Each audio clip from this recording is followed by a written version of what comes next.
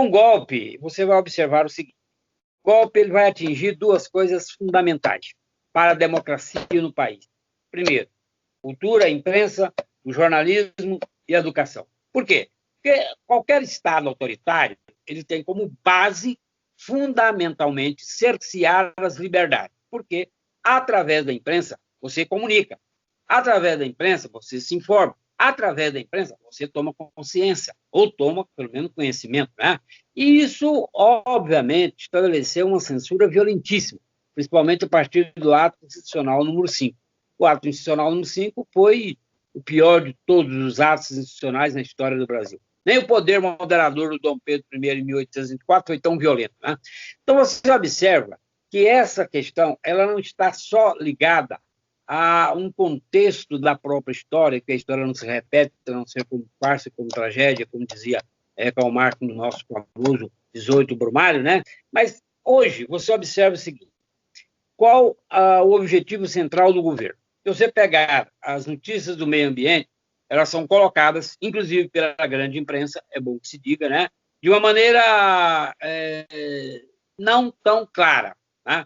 O governo pressiona, faz com que a censura se estabeleça em meios proibindo contatos de cantores, de shows, quer dizer, a população mais carente, ela não tem as informações necessárias, porque é evidente e natural. Hoje, nós estamos aqui diante, em razão dessa, eu chamo de pandemonia, estamos diante desse quadro trágico, né, da saúde no Brasil.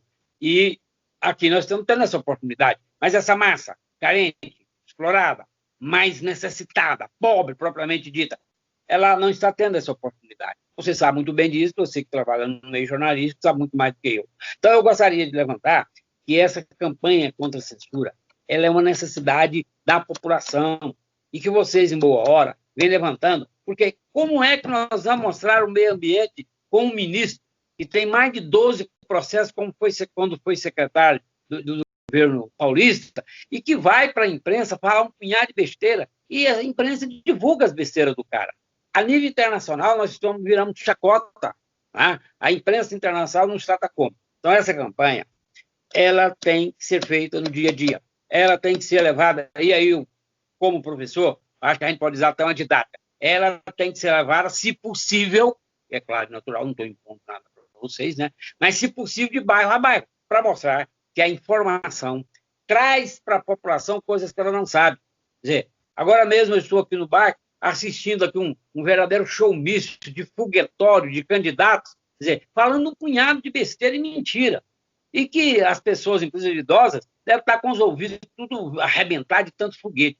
Então, eu acho que essa campanha tem que ser feita no meio televisivo, no meio da imprensa, a imprensa escrita está mais, diríamos, um pouco mais diminuída, né? Não sei se é o termo correto, mas aí desse trabalho que vocês fazem, e aí a necessidade. Porque o jornalista é o historiador do dia a dia, óbvio e natural, que você trabalha com o dia a dia mostrando a realidade.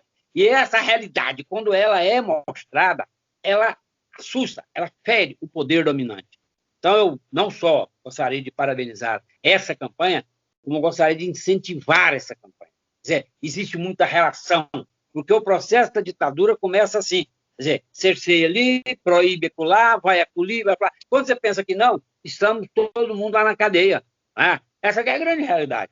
Então, esse momento é um momento difícil para a nossa luta contra um governo não só neofascista, mas um governo extremamente contra a cultura, a educação e a imprensa. Essa é a minha opinião. Eu queria aproveitar o gancho já. Panta, você, inclusive como professor de História, o que você acha desse movimento por algumas alas, principalmente do governo, né, ou pelo menos incentivado pelo governo, de uma espécie de revisionismo histórico, de não entender o período da ditadura como uma ditadura, né, como um golpe, e ficar maquiando, né, tudo que aconteceu, as violências que aconteceram, falar que foi, né, algo democrático, que estava ali para combater um inimigo, etc, etc. Então, como é que você vê essa espécie de revisionismo? Primeiro, eu fui, na verdade, vítima desse processo na ditadura militar. Segundo, como professor de História por mais de 40 anos, em várias escolas da rede pública e particular, eu posso, claro com vocês, durante o período da ditadura, era proibido utilizar, inclusive, texto do período Vargas para você dar aula. Criaram-se disciplinas como Educação Moral e Cívica e a Organização Social e Política Brasileira, na verdade, era, no fundo, para mostrar os ditos heróis brasileiros, mas com um moralismo para encobrir a realidade amazônica, da Ponte Rio-Niterói, da censura, dos assassinatos, das torturas, dos exílios, das cassações. Quer dizer, a lei, eu aqui vou recordar para entrar na questão que ela levantou, quer dizer, o governo Médici, período mais violento do sanguinário governo Médici, dos anos de chumbo, tinha como ministro da Educação o senhor Jarbas Passarinho, que estabeleceu 477, proibição do aluno universitário fazer política dentro das universidades. Inclusive, fui vítima desse processo dentro da Universidade Federal de Goiás. Segundo aspecto muito importante, criaram a Lei 5692, profissionalizando o ensino de primeiro e segundo grau, que foi uma farsa, uma cópia de uma lei americana que nunca seria aplicada. E aí o que aconteceu? Foram criando os colégios polivalentes. O próprio campus aqui é fruto dessa mentalidade da ditadura de afastar o estudante do seu aglomerado, porque ele entrava no primeiro ano, depois ele não viu o amigo dele no segundo e no terceiro. Ele ia encontrar lá no sétimo. Então, você vai dispersando as lideranças. E não se iluda, vocês obviamente conhecem como professor, como jornalistas, que a juventude secundarista, universitária desses anos foram violentamente massacradas, porque o estudante, obviamente, ele levanta contra as injustiças. O governo está dizendo da revisão. O vice-presidente da República, outro dia, elogiou o torturador Carlos Alberto Ustra, dizendo que ele era um homem muito bom para os seus subalternos, um vice-presidente, general do Exército. Quer dizer, faz uma declaração dessa, onde o mundo todo cobra dele uma posição com relação a uma declaração tapafúrdia, absurda. O Ustra foi um dos maiores torturadores que nós tivemos no Brasil. Matou mais de 60 pessoas, torturou mais de 1.000 pessoas, pessoas grávidas. Quer dizer, aí vem o vice-presidente falando um absurdo desse, né?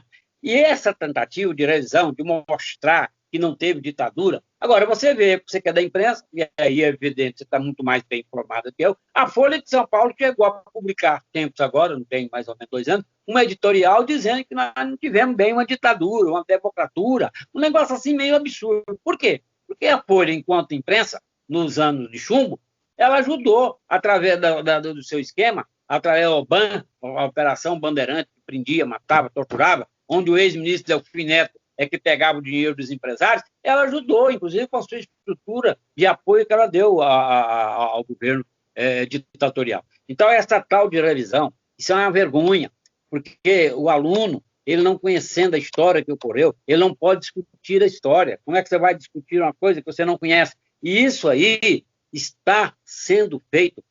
Agora não se pode discutir nas escolas, porque a escola é apenas para formar o cidadão. Ora, mas que cidadão você vai formar? Né? Então é isso aí, com muita clareza, porque eu vivi isso na sala de aula, né? Onde eu e outros professores eram presos dentro da sala por estarmos conversando em um absurdo, apostilas de colégios famosos no Brasil. Quer dizer, parte da apostila você não podia trabalhar, porque você estava falando de movimentos sociais do período colonial, período imperial, republicano, e ditadura não se fala. Então, essa revisão é uma farsa montada pelo governo, onde você tem ministros que estão a serviço desse governo neofascista e que isso tem que ser combatido com muita coragem, como vocês estão fazendo.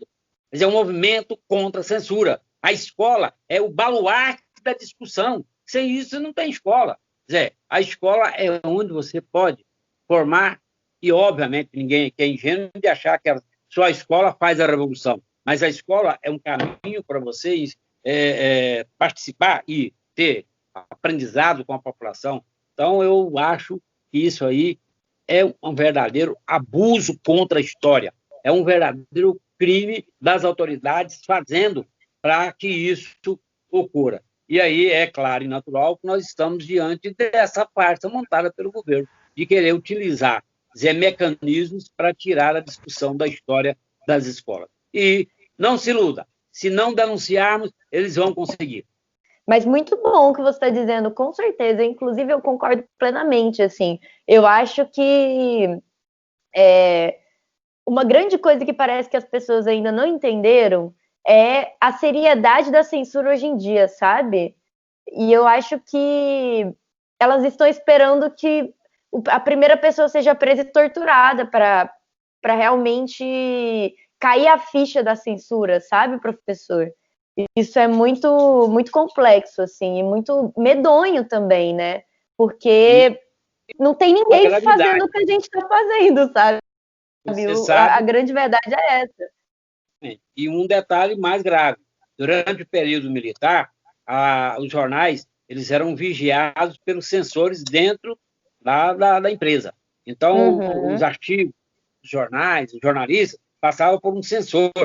O censor era tão burro que às vezes deixava passar porque ele não sabia o que ele estava lendo, né? E muitos escritores, o próprio Chico Buarque como compositor, teve que usar outros nomes para poder passar as suas músicas. Então, qual a gravidade disso?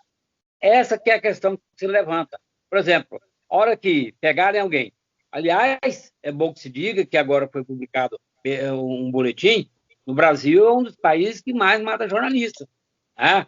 Sim. Dá uma olhadinha para você ver que na Associação de Jornalistas do Brasil tem denunciado tanto jornalistas por morte porque denuncia as milícias, tanto jornalistas que mostraram como funcionam as máfias e as oligarquias políticas, principalmente nas cidades mais longínquas, e que isso, às vezes, não chega até o nosso conhecimento. E que eu acho que aí isso teria que chegar ao nosso conhecimento. Isso teria que ser feito para que a população tome clareza do que vem sendo feito. Agora, vamos esperar, como você bem disse, vamos matar alguns para depois a gente acordar? É isso, meio complicado, né? E aí o papel que nós temos em vocês, e esse papel fundamental que eu digo e repito, um papel extraordinário de alertar a necessidade de não aceitarmos nenhum tipo de censura. Você pode ter discordâncias com a direita, com a esquerda, com o centro, com o diabo que queira, mas a liberdade é um canto, né? E você não pode deixar de cantar a liberdade. E isso vocês estão fazendo com muita coragem. Aliás, com coragem que merece o nosso respeito. Né? Nossa, obrigada, professor. A gente começou essa campanha exatamente por esse motivo. Assim, a gente começou a ver que a censura ela começou a atacar não só a imprensa tradicional, mas nos aparatos do acesso à informação. Então, por exemplo, o Ministério não te responde mais, você está tendo dificuldade para ter acesso à lei da informação, para documentos, não tem acesso a alguns dados que, tipo, principalmente no Ministério do Meio Ambiente. O Ministério do Meio Ambiente é assim,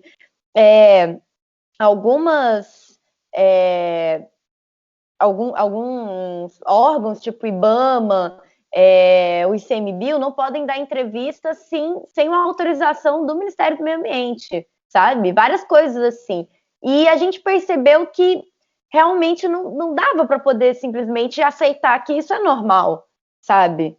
Isso não é normal. Isso é a censura. Só que não é a censura que acontecia na década de 60, que tem um inspetor dentro das redações. Ainda mais num contexto de pandemia. Mas é censura também, né? A dificuldade de acesso à informação é muito complexo. O senhor não acha? Além desse dado, que para mim é estarrecedor, tem se noticiado, inclusive já divulgado, que você pega o exemplo de Goiás, que não tem dados pela Secretaria de Segurança de pessoas que aqui são assassinadas, né? E isso é o estado do Brasil que não publica isso. Quer dizer, eu vi outro dia, li, aliás, pelo Jornal Popular, a declaração de uma autoridade do Estado dizendo que não, isso é normal. E eu gostaria aqui de aproveitar essa deixa sua para observar o seguinte: nós tivemos, durante o período mais violento, as tentativas. Óbvio que hoje vocês, com esse trabalho aí corajoso, né, que eu chamo de herculano, de heroínas e heróis, dentro de uma possibilidade da liberdade de imprensa, usando o que se pode nessa pandemonia que nós estamos vivendo. Eu gostaria de recordar, no período dos anos de chumbo, nós tivemos a imprensa alternativa. Essa imprensa teve um papel fundamental. Jornal Opinião, Jornal Pasquim, Jornal Lampião, Versus, né? Brasil Mulher, Maria Quitéria e tantos outros, Contra a Cultura, jornais que publicavam aquilo que a grande imprensa não podia publicar. O Estado de São Paulo, um jornal conservador que, aliás, apoiou o golpe, o jornal Estado de São Paulo chegou a um ponto de publicar a receita de bolo ou então os versos do Fernando Pessoa, né, para poder ludibriar a censura. Então, lá naquele período, onde jornalistas como Resorg e tantos outros, né, foram cerceados e inclusive assassinados, né, agora vocês estão tendo essa coragem de levantar a lebre. Censura não. Tem que se divulgar. A grande imprensa, ela também está sendo...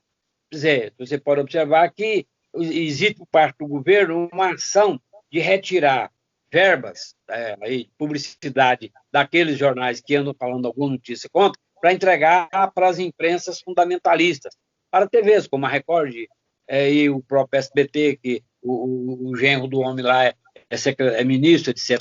Então, isso é grave, isso é muito grave, porque em plena ditadura, no momento duro, a imprensa alternativa, eu citei aqui alguns órgãos fantásticos, né, que nós tivemos aqui durante aquele período. Agora, o que nós vamos fazer? A imprensa, grande imprensa, tendo esse cerceamento que, às vezes, sutilmente não aparece, né?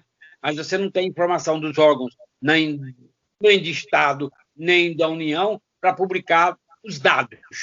Quer dizer, que os dados do Ministério do Meio Ambiente, mas só do Ministério do Meio Ambiente, não. Agora mesmo, acabei de ver aqui para trazer a notícia, e o Ministério da Educação também está só negando dados para a imprensa.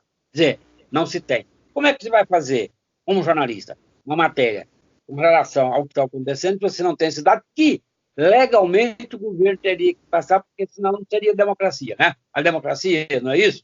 Né? Quer dizer, a expressão democracia, demo povo, né? É o poder do povo, quer dizer, mas e aí, você vai utilizar o poder que você tem para, inclusive, cercear a democracia? E amanhã? Quando você pensar que amanhã a imprensa é fechada? Então, eu acho que esse trabalho que eu chamo de, vocês estão fazendo de formiguinha, e que vai virar um grande vulcão democrático, para evitar essa catástrofe, né? Eu acho que a catástrofe é para nós uma tragédia, porque se inclusive, você livre, você tem que participar.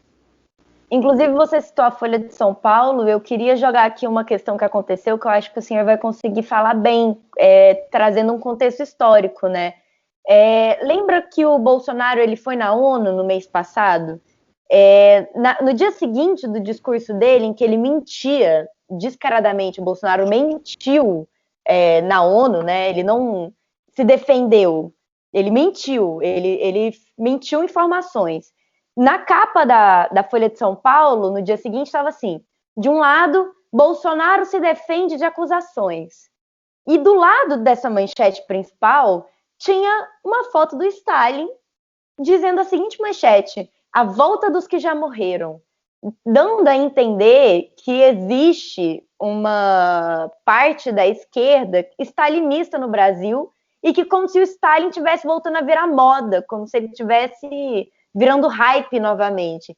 Particularmente, quando eu vi essa capa, eu fiquei chocada. É até um jornal que eu guardei aqui em casa, porque eu acho que esse é um grande indício de que as coisas deram muito errado, assim, porque a única coisa que eu consegui pensar quando eu vi essa capa foi: fudeu, estamos em 1968, de novo, porque como que pode uma mídia, que é a maior mídia do país, que apoiou a ditadura militar, fazer uma coisa dessa? Como que você enxerga esse tipo de situação? E como que era a mídia, por exemplo, igual você citou, né? A Folha de São Paulo, o Estadão, relacionando a ditadura. Como que eles lidavam com isso? Olha, é bom fazer aqui um histórico. De 64 até 85, deixar bem claro para você o processo histórico, o único jornal que se levantou contra a ditadura foi o jornal Última Hora, que era do Samuel Weiner, que era, inclusive, um getulista, né? Só. Depois ele foi fechado, né? De algumas tentativas da Tribuna da Imprensa, mas que era um jornal lacerdista que também apoiou o golpe, depois contrariava. O resto, se você pegar, Globo, Estado de São Paulo, o Jornal do Brasil, Folha de São Paulo, a Folha de São Paulo foi escancarada, né? Deram apoio total ao golpe. Total ao golpe. Na verdade, essa manchete que você está se referindo aí, ela é uma tentativa muito clara, né? De um lado, Bolsonaro se defende, do outro lado, aparece o Stalin matando, né? Então, é um negócio assim, quer dizer, aí vem não estamos aqui discutindo stalinismo, neo-stalinismo, não estamos discutindo isso. Isso é outro debate, isso é outra conversa. Mas a imprensa, ela teria que ter o bom senso, né? Porque, no fundo, a hora que o governo fechar as torneirinhas da publicidade, não se iluda. Você sabe mais do que eu, que você é jornalista e trabalha no dia a dia disso aí. Não se iluda. No outro dia está todo mundo batendo pau. Essa que é a grande questão. Alguém me falou outro dia uma coisa que eu achei até muito curiosa, né? O Bolsonaro está danado da vida com a Maju, né, do jornal Globo, porque ela, no jornal que ela apresenta, ela andou fazendo algumas críticas ao Bolsonaro, como o Bonner anda fazendo agora, mas lá atrás ele andava fazendo apoio total à direita, né? Então, são duas coisas que a gente tem que separar. Mas é claro e natural que com essa tentativa do Bolsonaro, a grande imprensa, e aí ela vive financiamentos, você sabe muito bem disso, né? Ela para mim não vai ser muito surpresa se amanhã eles darem apoio ao esquema do Bolsonaro abertamente, escancaradamente. Porque ao analisar, colocar duas postagens sem uma avaliação histórica, sem uma contextualização, e aí eu deixei bem claro no início da minha fala que essa grande imprensa, ela deu total e restrito apoio ao golpe. Ora, nos anos 50, o Assis Chateaubriand criou o Diários Associados. Nos anos 60, a Globo foi tomando conta do espaço.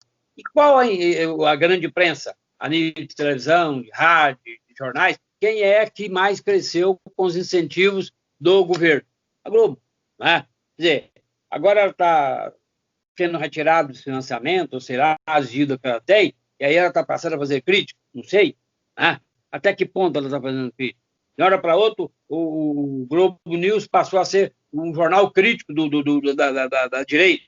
Quer dizer, não tem não tem certeza disso, até porque, quer dizer, eu acho que não está. Eu acho que eles fazem o jogo na medida que eles precisam do esquema do governo. Então, lamentavelmente, né? Lamentavelmente,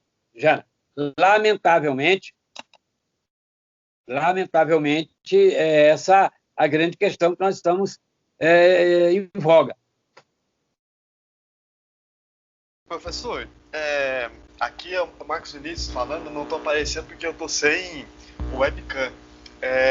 O senhor estava falando da imprensa, a grande imprensa, né, no período que antecedeu o golpe civil-militar de 64, falou um pouco da chamada imprensa nanica, né, esses jornais que faziam oposição à ditadura, mas eu queria pensar com o senhor o seguinte: a razão pela qual o jornal Metamorfose lançou a campanha JM contra a censura é justamente tentar fazer um jornalismo que nos faz no Brasil, né? Que é um jornalismo analítico, crítico, de certo modo plural também, né? Dentro de uma ideia de pluralidade civilizada, né? Não como os grandes jornais fazem, de dar voz para a terraplanista e negacionista, porque isso também acreditamos nós que não é o papel do jornalismo, assim. Como que o senhor pensa a história dessa imprensa, desse posicionamento da imprensa brasileira historicamente em momentos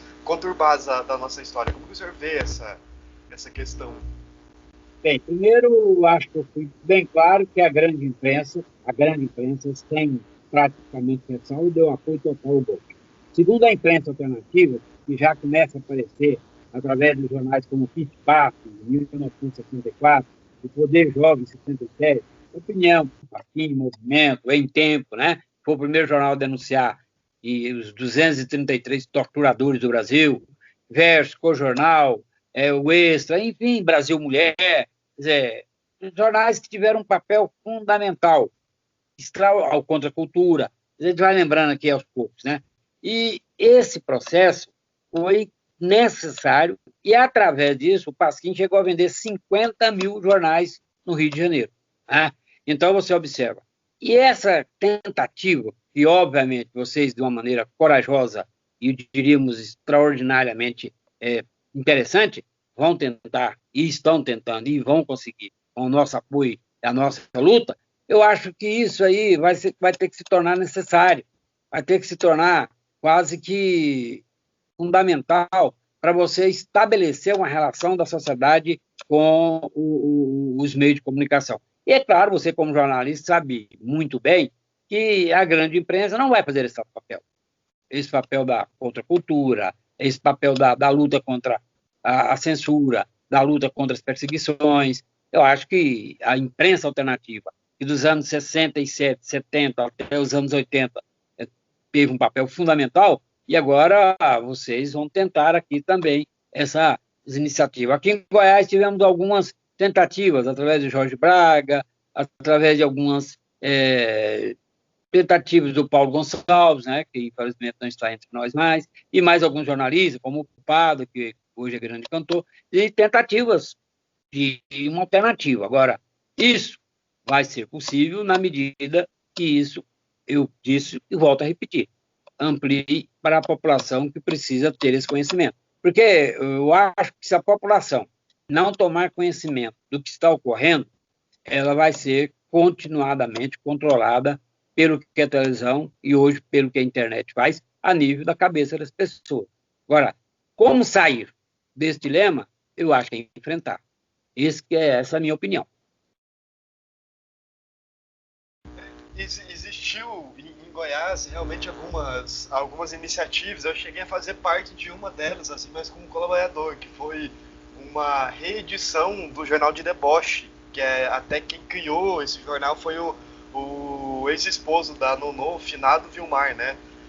Grande jornalista, grande figura que lutou contra a ditadura, né, aqui em Goiás, e as mazelas que a ditadura deixa para dentro da sua existência, assim, você, né, enquanto indivíduo, e para a sociedade nem se fala, né? Então é muito interessante, mas eu vejo, sobretudo aqui no contexto regional, Panta, que o jornalismo feito em Goiás, ele é um jornalismo muito ruim, do ponto de vista da qualidade editorial e do compromisso com historiar, digamos assim, não sei se existe essa palavra, o tempo presente, né? Então a gente não vê eu tenho essa sensação, assim, de que não há um compromisso dos veículos de comunicação com fomentar, né, um discurso, assim. E também a imprensa daqui como um todo, né, ela é muito dependente de verba dos cofres públicos. Então, quando o Marconi Perillo era governador, por exemplo, ele abriu a torneira de dinheiro, assim, pro Diário da Manhã, o Hoje, Diário de Aparecida, pequenos jornais assim, eles conseguiram ter uma sobrevida, uma saúde financeira muito grande. Aí veio o Ronaldo Caiado e cortou, né? Porque o Caiado, eu tenho a impressão que ele é mais ou menos como o Bolsonaro, ele prefere investir dinheiro em blog mentiroso do que ou pagar jornalista individualmente ali, comprar o cara mesmo, em detrimento de ter esse compromisso, né, com a sociedade.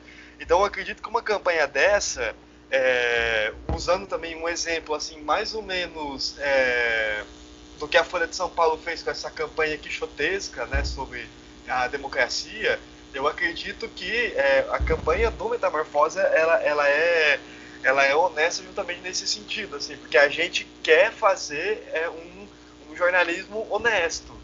E aí eu acho que isso é interessante, mas é um trabalho de formiguinha que precisa ser feito, né? Acho que a nossa imprensa, a gente não é formado para enxergar a profissão de uma outra perspectiva. É curioso isso, né?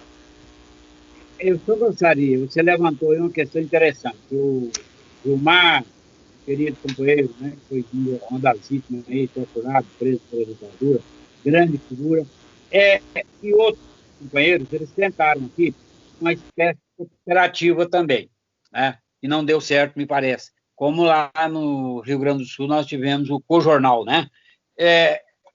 A imprensa alternativa, ela, obviamente, ela tem que atritar com o grande capital que está esquematizado na grande imprensa. Óbvio, natural, né? O jornalista em Goiás recebe o quê? Nada, né? Isso é muito mal. Quer dizer, mesmo hoje nós estamos restritos ao jornal diário, que agora nem é diário mais, né? E o popular sábado, domingo, o de sábado vale para domingo. Então você não tem um jornal todo dia, todo dia. Tem o Hoje, Diário da Manhã, que não tem alternativas ideológicas, e obviamente que aí eu levantaria uma questão que vocês estão no dia a dia da imprensa, essa luta para sobrevivência aí, não se faz nada sem sobreviver. Quer dizer, a cooperativa seria uma saída, já tentou-se aqui. A conservadorismo aqui de Goiás é uma coisa que pesa muito. Quer dizer, os empresários mais liberais estariam dispostos a ajudar num jornal sério, sincero, honesto, mas que não vai puxar saco de ninguém. Quer dizer, porque no fundo, tá aí. Vamos partir para o quê? Venda diária desse jornal na internet para o povo. É uma sobrevivência. Então, eu acho uma situação não muito fácil. Tanto que no começo eu falei que vocês, na verdade, são os Don Quixotes dessa liberdade nova que está se aparecendo. Né? Quer dizer, por quê? Porque é uma coisa que é muita coragem. Quer dizer, e como nós somos sonhadores eternos, e aí sonhar ainda é possível, eu acho que tem que se trabalhar isso no dia a dia, para poder ter uma imprensa que não se cale, uma imprensa que não reproduza só o que o governo quer. E bem, você lembrou, quer dizer, as publicidades, me lembro aí no governo Marconi que tinha jornais no interior que era só para aparecer na capa a cara do Marconi.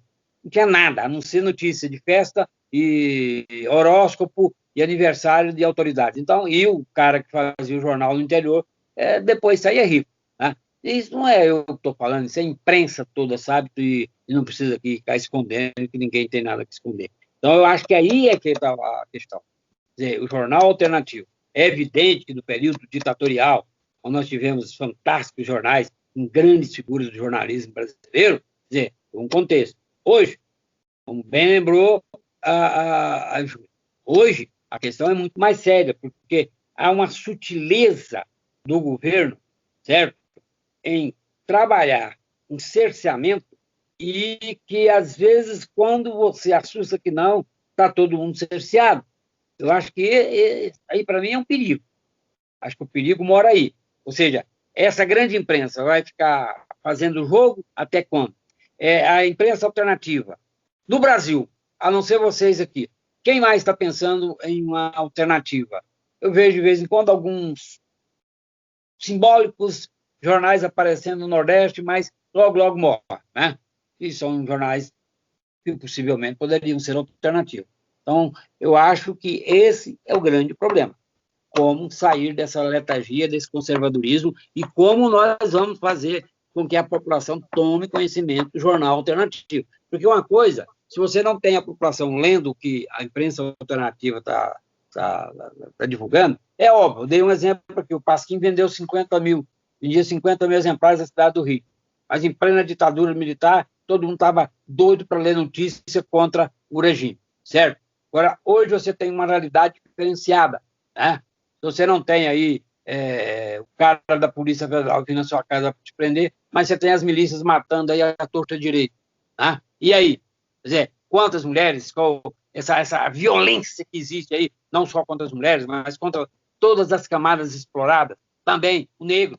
Quer dizer, os índios, você vê a matança do índio hoje, virou, quer dizer, uma coisa assim inexplicável até. Né? Todo dia que se abre uma notícia, seja no Facebook, seja na imprensa, seja na televisão, tem um líder indígena assassinado, tem uma mulher assassinada. Então, eis aí o papel que vocês têm. Por isso que eu disse no começo, vocês são corajosos, ainda bem. Uma coisa, Panta, que você falou, que eu gostaria de trazer aqui para o nosso público, é sobre exatamente o financiamento da imprensa, né, que é uma grande questão no Brasil.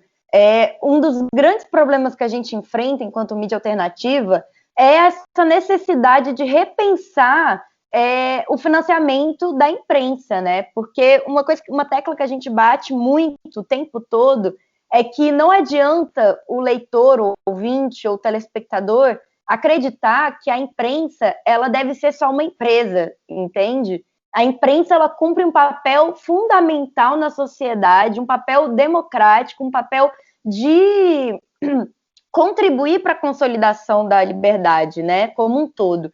E uma das grandes questões da nossa campanha é exatamente conseguir distribuir esse impresso em todas as capitais do país, de forma gratuita, porque essa primeira edição, como ela está vindo com financiamento coletivo, a ideia é distribuir pelo menos 10 exemplares para cada, que é muito pouco, mas tentar pelo menos isso, esse número, né, para cada capital, pensando em distribuir para bibliotecas públicas, para lugares culturais que possam distribuir esse jornal, virar um lugar onde as pessoas vão até lá ler, deixam um jornal lá para que outra pessoa possa ter esse acesso, né? Porque uma grande questão da mídia na internet é esse controle do capitalismo nos algoritmos, né? Então, assim, a gente vê que a mídia alternativa, ela não tem espaço para atingir a população que ela precisa.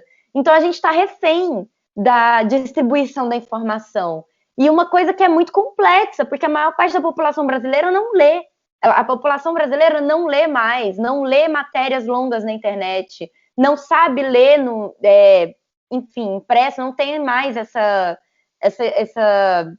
cultura, né, de leitura realmente. Então, uma coisa que a gente anda pensando sobre essa campanha é exatamente sobre o financiamento da imprensa, porque o leitor tem que se sentir parte desse conglomerado, entendeu? E isso é uma coisa que é muito complicada, porque não é algo que é discutido dentro das universidades de jornalismo, não é algo que é realmente discutido dentro dos sindicatos, e assim, até mesmo dentro da Associação Brasileira de Imprensa, sabe? A gente está muito refém à grande mídia. Isso é um problema que, num contexto de censura, não só da internet, mas num governo extremamente autoritário, fascista, neonazista, eu diria, que é o governo Bolsonaro, um governo militarizado, é uma situação muito escandalosa e muito perigosa.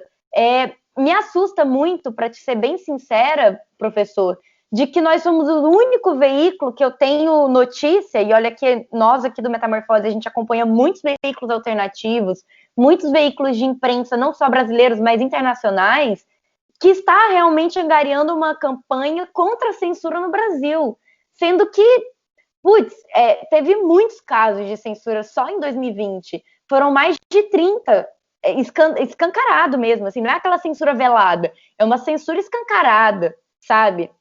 E perceber que nós, jornalistas, enquanto classe trabalhadora, não estamos lutando enquanto classe, unidos, contra algo que atinge diretamente o nosso trabalho, é uma coisa que me preocupa bastante enquanto profissional. E me preocupa bastante enquanto cidadã, porque é o que você muito bem pontuou em vários momentos dessa entrevista. O que a gente vai fazer quando a censura realmente apertar e as pessoas começarem a ir para um novo doicode ao redor do país? Como é que vai ser? Quando os jornalistas começarem a ser assassinados novamente? E aí? O que vai acontecer com a classe artística? O que vai acontecer com os professores que já vêm sendo censurados desde 2018 com a eleição do Bolsonaro? Qual vai ser o panorama histórico de contranarrativa hegemônica? Como que a gente vai contar essa história no futuro?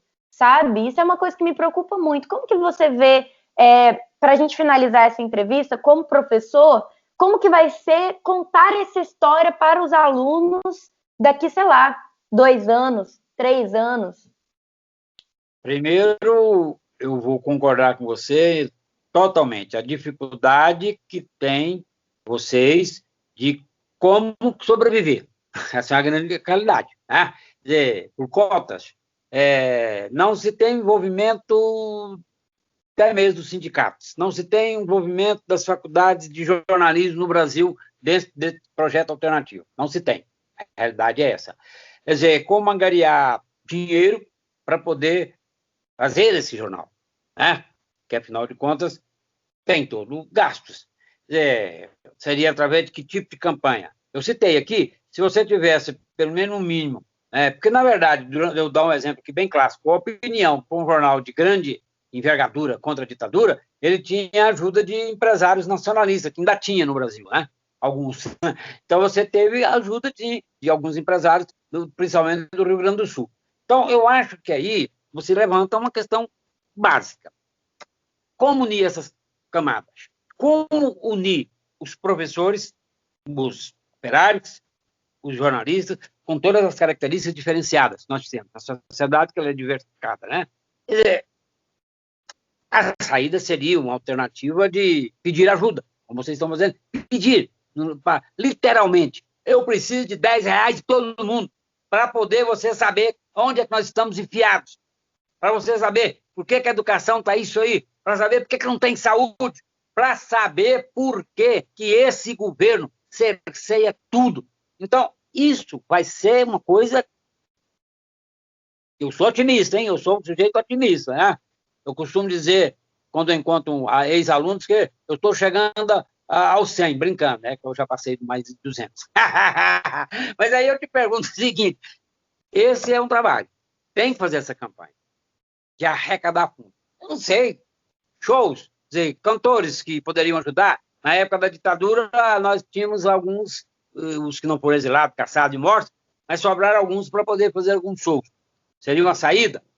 Vender livro? Ir para a rua divulgar? Eu não sei. Aí eu acho que vocês são muito mais inteligentes do que eu, mas eu vivi experiências que vocês são bem jovens, né? Dizer, apesar de que, como diria o nosso querido Gonzaguinha, é essa juventude, essa rapaziada que nós queremos, né, menina? Então, eu acho que esse é um drama. Outro aspecto que você levantou aí, como contar a nossa história. Se eles estão estabelecendo na escola uma verdadeira violência, eles querem contar a história, querendo falar que não teve ditadura, o general Mourão falou aqueles absurdos do maior torturador que o Brasil teve aí, juntamente com o Sérgio Fleury e outro do Ustra, né? Isso tem que ser contado sem medo. Agora mesmo, o sujeito lá da Palmares, lá querendo tirar a Marina e as pessoas negras do que eles, né, estabeleceram. Quer dizer, então, eu acho uma coisa assim, que não falava nem nos países, né, que são mais fechados, tem acontecido sutilmente, eu digo isso, claramente, sutilmente, porque você, jornalista, tem a sensibilidade daquilo que às vezes a gente não percebe, né? Às vezes nós somos muito presos aos conceitos, às ideologias, às atividades, e vocês não, vocês têm a sensibilidade, por isso que eu sempre digo com muita clareza, o jornalista é o historiador do dia a dia, né? Sendo historiador do dia a dia, ele, obviamente, faz com que a história passe a ser verdadeiramente história. A juventude futura, vamos falar de futuro, né? Essa conversa fiada de futuro a Deus pertence, essa história é muito complicada, né? É muito complicada. Então, a minha pergunta é, como vamos falar para essa juventude? Com o pessoal que está surgindo agora, né? Os movimentos estudantis que estão praticamente, ainda mais agora com essa pandemia aí, amortecidos, né? Mas como fazer com isso? Tem que dar uma resposta. E a resposta, eu acho que vocês estão dando a nível de uma tentativa de não só mobilizar Goiás, mas o Brasil. Parece que a ideia é essa, né? Quer dizer, fazer com que o Brasil participe dessa saída. Eu acho que aí tem que divulgar isso na Vivo Nacional, tem que pegar pessoas que têm essas mesmas compreensões, que vocês, obviamente, têm muito mais gente e sabem muito mais do que eu, pessoas que estão ligadas a vocês dentro desse contexto.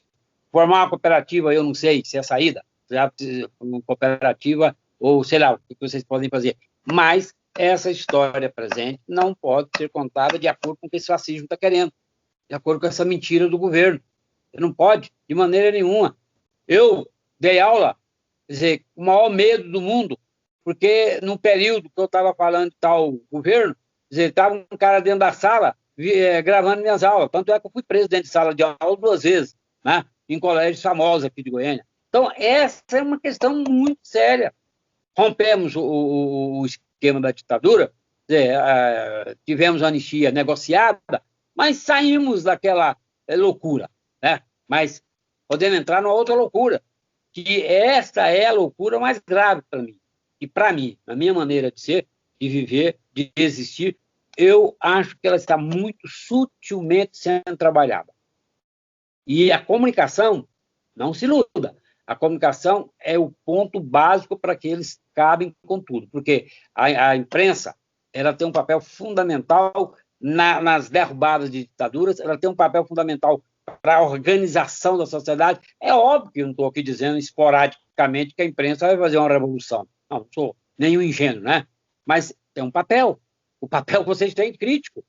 Agora, essa história tem que ser contada à luz da visão crítica, à luz da perspectiva de uma sociedade rica como a nossa, como dizia o nosso mestre querido Darcy Ribeiro, né? Uma sociedade que tem uma burguesia mais cínica do mundo que a brasileira, a burguesia que, se o capeta vir para cá governar, viva o capeta, se é Deus, viva Deus, se é o diabo. Então, uma burguesia safada como a nossa. E a burguesia cínica, ela não tem coragem de assumir. Ela tem, com essa loucura que está aí, ela está lucrando mais do que todo mundo. Agora, ela não tem coragem de assumir o que ela faz. Ela faz debaixo dos panos, usando seus laranjas da vida. Por isso que ela é cínica. Mas é uma cultura riquíssima, diversificada, bonita, trabalhadora. Né? A sociedade brasileira é uma sociedade que trabalha assim, nessa picaretagem de informação. Tem um bando de preguiçosos. Mentira, nós produzimos. Agora, quem é que traz para cá essa importação do agrotóxico? É um negócio, meia dúzia, que, aliás, financiado e protegido pelo governo, que são isentos pelos governos estaduais e pelo governo federal. Então, louvadas as atitudes de vocês, essa atitude brilhante, que me deixa até, desculpe aí, até emocionado, porque eu já passei por tantos momentos de dificuldades políticas nesse país, e eu acho que vou novamente colocar a bainha e vamos em frente. Não podemos deixar, como diz lá na Bahia, a baiana vai rodar. Temos que estar junto com a baiana, correto? Panta, muito obrigada pela essa entrevista riquíssima de conhecimento, de palavra, de história. Você é um professor, assim, nossa, até enche o coração, assim, de nós jornalistas e pessoas de esquerda de ouvir você falar, porque dá até esperança mesmo, sabe? Nós estamos muito felizes de ter você aqui como nosso convidado. Desculpa todos os imprevistos que a gente teve, mas eu queria agradecer muito pela sua presença. E é isso, né? A gente tem que lutar pela mídia independente e principalmente ter coragem, porque eu acho que é isso que a população precisa nesse momento histórico, ter coragem para enfrentar essa onda neofascista que a gente está vivendo, né? E se a gente não tem coragem, a gente já pode estar morto, porque não tem o que fazer, né? Não, primeiro eu gostaria de agradecer novamente a você, ao Marco, à menina, aos rebeldes que estão aí nessa luta, encorajá-los, porque acho que nós não podemos ter medo, e vocês estão demonstrando essa força, essa vitalidade, essa vontade de lutar pelo coletivo e não pelo individual, né? Então, esse meu agradecimento. Dizer, desculpe se eu, às vezes, em determinado momento, sou um pouquinho meio emotivo, né? Mas a luta deixou a gente assim, e eu fico muito agradecido. Estou à disposição de vocês para qualquer debate, qualquer conversa, né? E gostaria de terminar lembrando o grande poeta Tiago de Mello, né? Faz escuro, mas eu canto, pois o amanhã da liberdade vai chegar. Um beijo para vocês. Obrigada, Panta. Muito obrigada. Obrigado, professor. Obrigado, um beijo, professor. Um abraço. Até mais. Foi uma conversa riquíssima, realmente. Foi muito bom. Eu que agradeço. Fico muito alegre mesmo, viu?